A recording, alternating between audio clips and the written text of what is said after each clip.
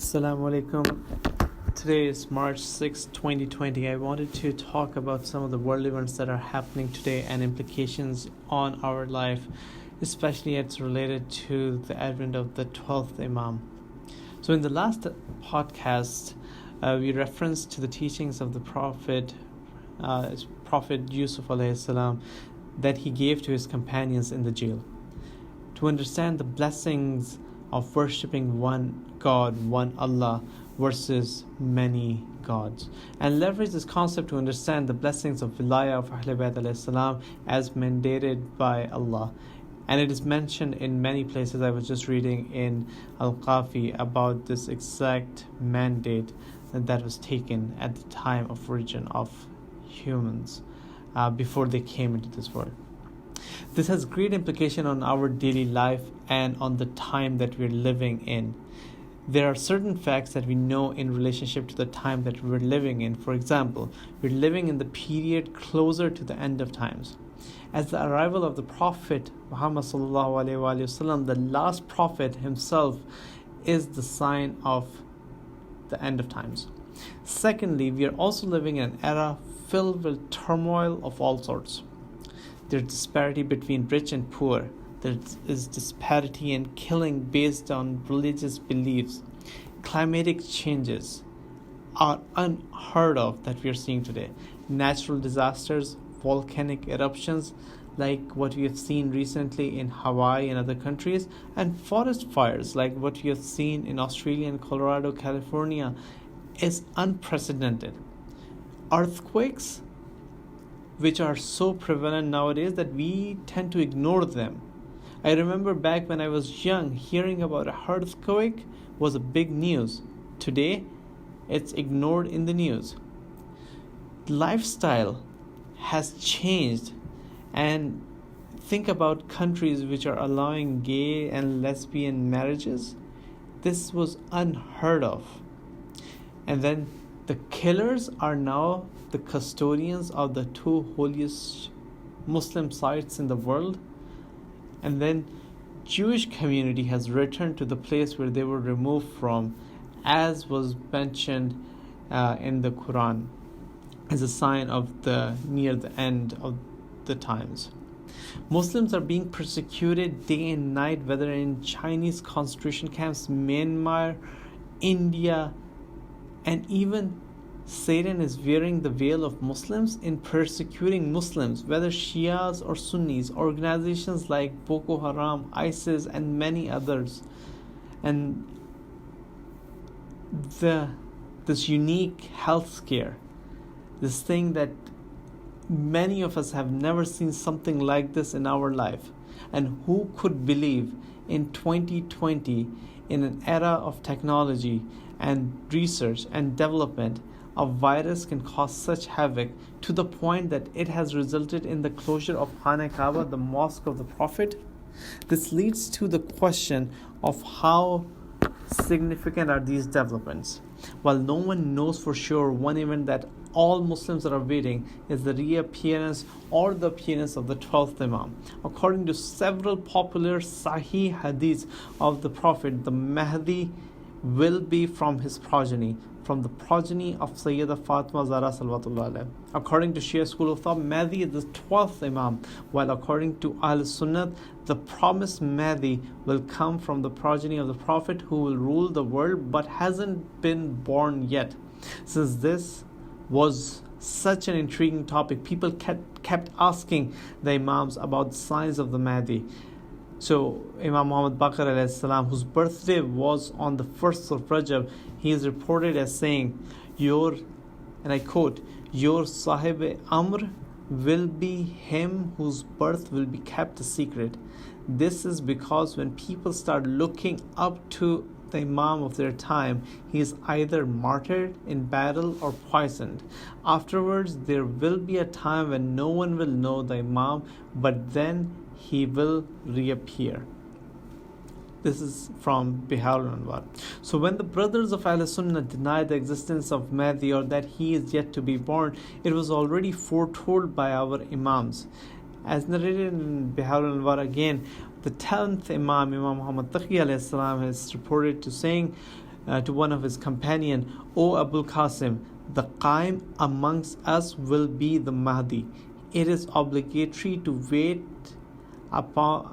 await his return from occultation, and it is compulsory to follow his orders after his reappearance. He will be my third son by Allah. Even if there is one day left in the world, Allah will make it so long that he will reappear and fill the world with justice as it was filled with darkness, injustice, tyranny, oppression. Allah will establish his rulership in one night, similar to Hazrat Musa when he left his family to get fire and came back as a prophet. The best action for the Shias is to wait for his zuhur. And on other locations, Imams have said that there will be periods of sifting. People will be judged in the absence, in the occultation of the Imam, to see who is true. Therefore, regardless of what the world argues about his birth, the birth of the 12th Imam, the fact remains that the Imam will come, and there is no question about it. Then one could argue, on the other hand, that the signs that we are seeing today, those mentioned earlier, for example, and additional, like killing of a boy in Medina, killing of a pure soul in Iraq, sudden deaths to the point that if you open CNN.com or other news channel, you hear about news of people in their 30s and 20s and 40s dying of causes that are unknown. Then you have the situation in Middle East, which is literally according to hadith that were mentioned by the Prophet. Fitna starting in Egypt, sweeping through Syria and Iraq, and then the events of Yemen. And then in other areas, in other books not related to Islam, prophecy of last pope. And then this hadith of Amir al-Mu'minin alayhi salam, where he says, before the one who will arise, Al-Qaim, there will be red death and white death. There will be locusts at the usual time and at the unusual time, that the colors of blood. As for red death, that is from sword, while the white death will be from disease. What we are seeing today in terms of this plague, this disease, this pandemic, this is unheard of.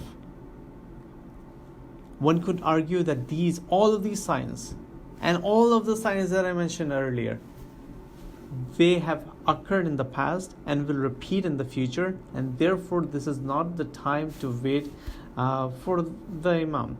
And honestly, it has been said multiple times that whoever forecasts about the reappearance of the Imam is a liar. No one can set a timeline for the reappearance. But the fact remains that the 12th Imam will come. And when he does, he will have support from the angels, and he will be supported by the miracles of Allah. Once people start coming towards him based on the miracles, it will not be the same as people who acted during his occultation. Similar to the people who accepted Islam before migration and before the victories are much superior than the people who started coming later when Islam was established. That's why, knowing that the life is short, knowing that uncertainty engulfs us from all directions and darkness is spreading far and wide, this is the time to act. We need to make a move in learning about the Ahlul Bayt alayhi salam, gaining their marifat and the marifat of Allah, so that when we leave this world, we don't feel like we did not accomplish anything. And I would like to add that Brother Walid gave an amazing khutbah on Imam Ali alayhi salam and how the followers of the Imam Ali alayhi salam are away from knowledge, seeking knowledge. And that is something that we need to do while we still have time. In the future, in the next few discussions, we will discuss a key topic that I wanted to share based on the personal experiences from Saudi Arabia. Considering the gravity of global situation in mind, it is also linked to the verse of Surah Al-Anbiya, where Allah promised the inheritance of the land for the righteous, and will share this interesting little story that I recently experienced, and then link it back to an example, or not example, but an analysis that Dr. Hatim did regarding this verse, and also a section of Zabur that he has analyzed very nicely. So I'll talk to you next time. Thank you very much. May Allah protect us all. Bihaqq Muhammad wa ali Muhammad. Sallu ala Muhammad wa ali Muhammad.